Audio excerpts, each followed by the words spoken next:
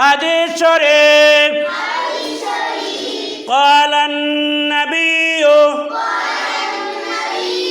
صلى الله عليه وسلم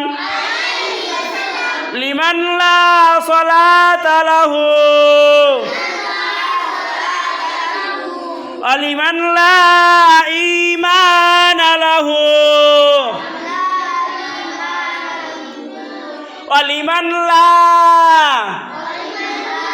إيمان له ولمن لا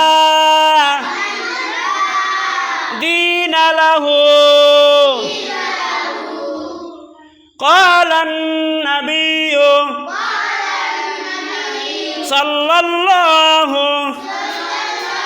عليه وسلم لمن لا صلاة له ولمن لا دين له ولمن لا إيمان له ولمن لا دين له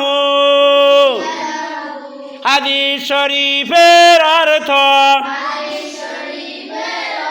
নবী করিম সাল্লাল্লাহু আলাইহি ওয়াসাল্লাম বলিয়াছেন, যে ব্যক্তির নামাজ নাই তার মধ্যে দিন নাই, তার মধ্যে ঈমান নাই। যে ব্যক্তির নামাজ নাই তার মধ্যে ঈমান নাই, তার মধ্যে দিন নাই। যে ব্যক্তির নামাজ নাই